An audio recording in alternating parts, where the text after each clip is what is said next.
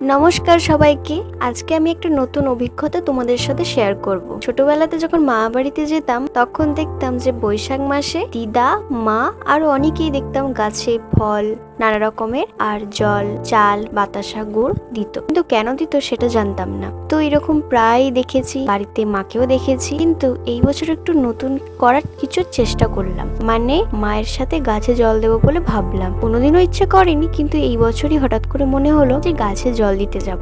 মায়ের সাথেই প্রথমেই দেখে নিয়েছো যে ফল কাটতে বসে পড়েছিলাম। ফল কাটা হয়ে যাওয়ার পর এরপর যত মন্দির আছে, যত ঠাকুর আছে আমাদের এখানে, প্রত্যেকটা মন্দিরে জল দিয়েছি, ফল দিয়েছি এবং গাছে যেখানে যেখানে গাছে জল দিতে হয় সেগুলোতেও দিয়েছি। সেটা তোমরা ভিডিওতে পুরোটা দেখলে দেখতে পাবে। আর যে হারে গরম পড়েছে, রাস্তা তো আগুন হয়ে গেছে, তার উপর খালি পায়ে হাঁটছিলাম, পা তো পুরো তেতেই বম হয়ে গেছিল। যাই হোক, তবে গাছে জল দিয়ে কিন্তু মজাই হয়েছে, কারণ কোনো বছর দিইনি। নতুন নতুন এক্সপিরিয়েন্স তো নেওয়াই যায়। তো যাই হোক, তোমরাও যদি এরকম বৈশাখ মাসে গাছে জল দিয়ে থাকো তাহলে কমেন্টে জানাবে। প্রতি বছর দিতে পারবো কিনা সেটা জানি না, কিন্তু নতুন কিছু করেছি তার একটা স্মৃতি হিসেবে রেখে দিয়েছি, এটাই আমার কাছে অনেক। তবে দিদা বলতো যে বৈশাখ মাসে গাছে জল দিলে নাকি দেওয়াটা ভালো। তো কি কারণে ভালো সে কারণ আমি জানি না, তবে ভালো এটুকু শুনেছিলাম। তো ওই কারণেই একদিন মন থেকে মনে হলো যে চলো আমিও একদিন তাহলে গাছে জল দিয়ে আসি।